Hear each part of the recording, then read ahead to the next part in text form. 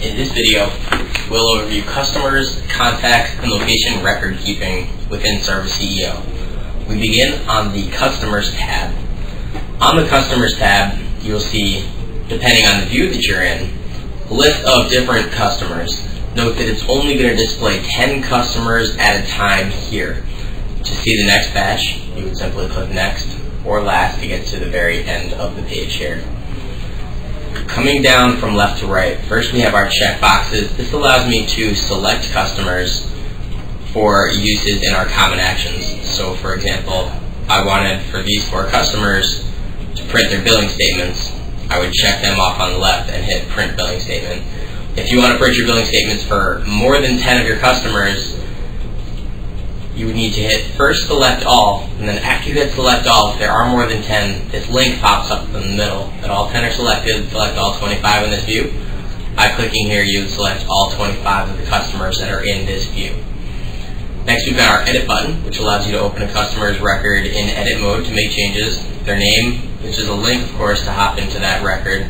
Phone number, the default service location, and the default service contact.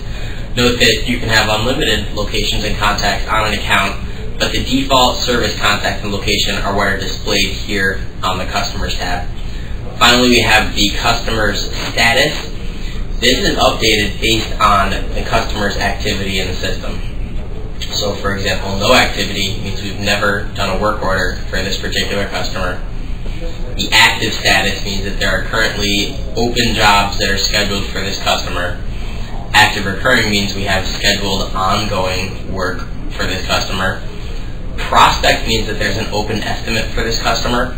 And when you see a customer that's active recurring and prospect, or active and prospect, it means that they both have an open estimate as well as a either scheduled job or recurring scheduled job. There's another status here called inactive, which means you've done work for this customer in the past but don't have anything scheduled for them currently. We do have a search bar here. This search bar will search the customer's name, phone number, service location, and service contact. So you can search by any of these 4 fields here. You can, of course, build custom views. These are covered in the Building Using Customer Custom Views training video. First, let's open an existing customer and look at our options, and then we'll build a new customer. We clicked into the Anderson family. Inside the customer record, there are a lot of things to be aware of. First is your Common Actions button. This is the most used button in the system and allows you to enter in new contacts or locations for this customer, start building a job or an estimate, or to apply payment for the customer, as well as to print their billing statement and view all of the work order history, invoice history, or any estimates that you've ever done for this customer. As we scroll down, we'll see the customer's account number, which is set sequentially based on when the customer is created in the system, their name and status, as well as the current balance for this customer. This is red, so we know that they owe us money. We're black, we know that they have a credit on file.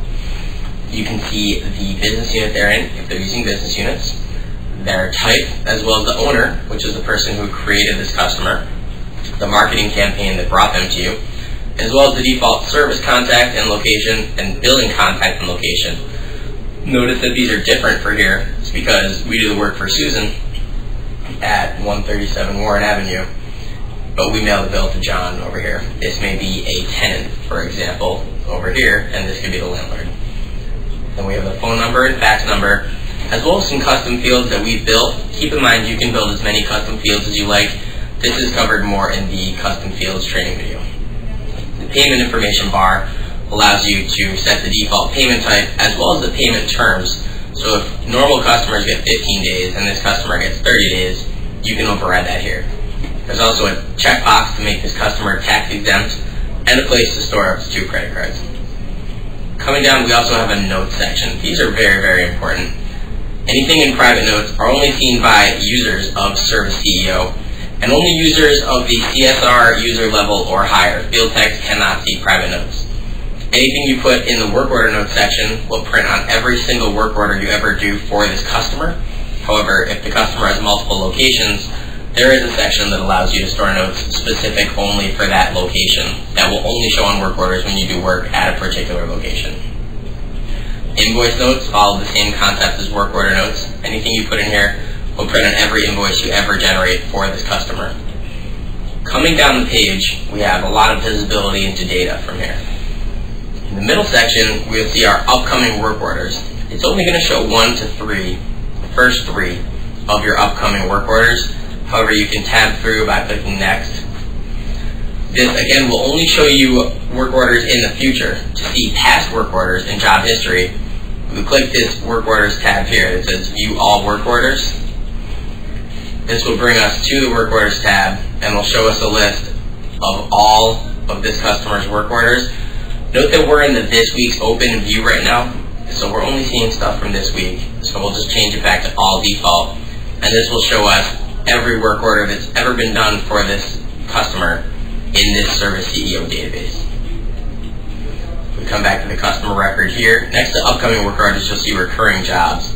This is an index file of all the recurring jobs that have ever been set up for this customer. It allows you to view them or edit them to make changes.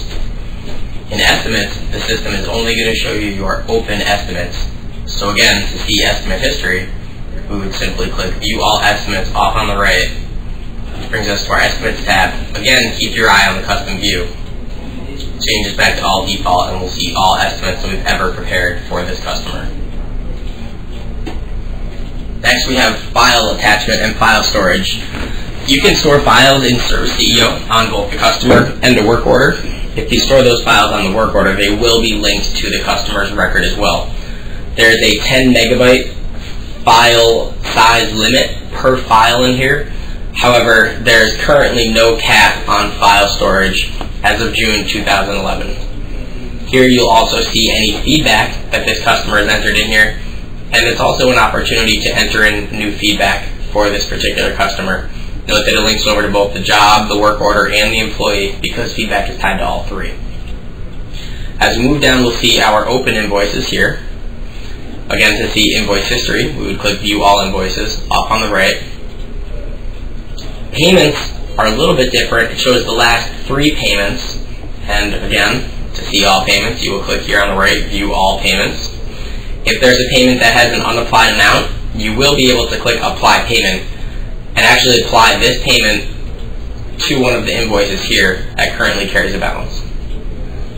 If we click Apply Payment here, it's going to pop up a list of invoices that need to be paid off, and I can select which one to pay off with this particular payment. Get back to their customer record. Down at the bottom, we have contacts and locations. Again, you can have as many contacts and locations as you'd like attached to a particular account. You can see here I have 4. Each is going to have, of course, different email addresses and phone numbers. These can be edited, or you can just click here to view it, and of course you can add in a new contact here. Same thing with locations. You can have an unlimited number of locations in here. Note that with the location, you can also see if that location has been assigned to a particular zone if you're using our zone functionality. Let's add a new location here to demonstrate it. When you're adding a new location, you have the option to do a name of the location. It's not necessary, but it sometimes helps to label the location to make it easier to find the building. We'll say this is headquarters at 60 Canal Street, Boston, Massachusetts. We will validate our address briefly to get the zip code. Great. Note that did run my zone and my tax rolls through here. We'll put in Service CEO's switchboard line here. You can store an access code here or a fax number. You can also, while entering in a location, add in a new contact simply by checking this box off. This links the contact and the location together, essentially saying that this contact is tied to this HQ location at 60 Canal Street. We'll save this, and now we've entered in a new location as well as a new contact. To enter in the location-specific work order notes, you need to view your location here and hit Edit. This goes back on the Customers tab. Down at the bottom in Locations, we can click Edit here, and we can put notes in here. Again, any notes that you store here will show on a work order and any work order that you ever do at this particular service location. Now that we've overviewed the customer record, let's enter in a new one. We'll go right back to the Customers tab here, and we'll hit Add Customer.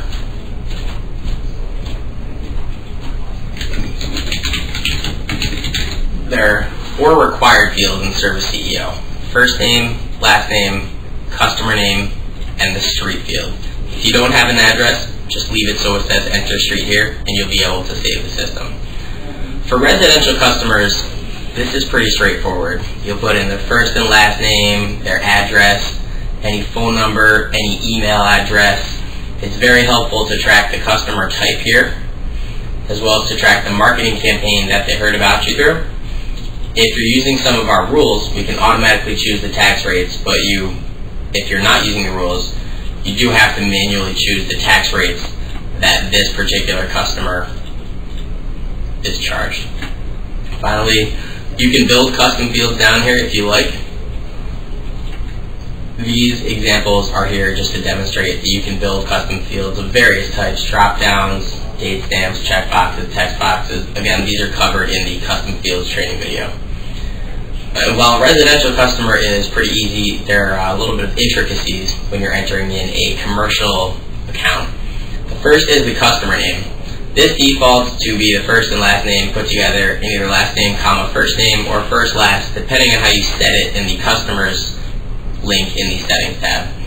If it's a corporation though, you actually want to override the customer name with the company's name, because the customer name here becomes the account name in Service CEO, and the first and last name up here become the first contact for that account.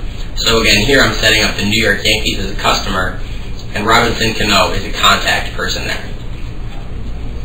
We'll go ahead and put in our address here. Again, I have rules that are automatically choosing my Massachusetts rate and my zone. However, if you don't have rules set up, you have to manually choose them. Rules are a great way to save yourself time and troubles. Make sure to ask your customer success manager about them. When we talk about phone numbers, this is again very important. The main phone number, this is tied to the customer name here. So this main phone number is going to basically be the switchboard for the New York Yankees, the main phone number for this customer. The mobile number, home number, and work number, these are tied to the service contact.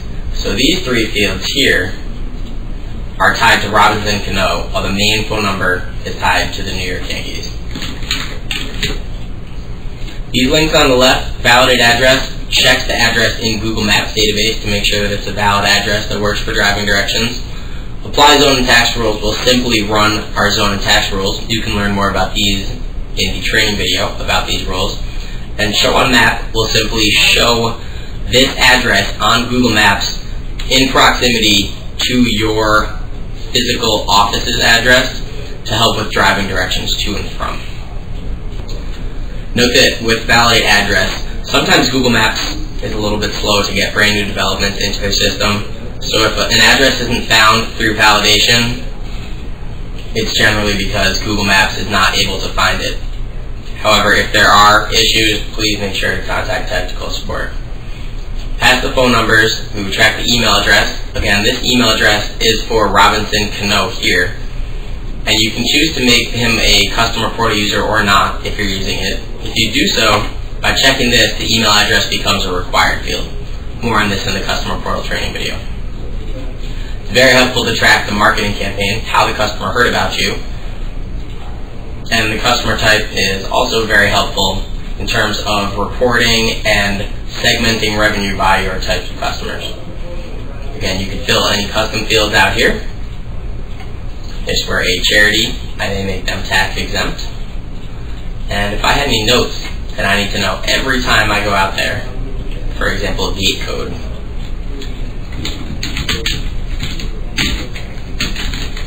I can track that here, and this will show on every work order I ever do for this customer.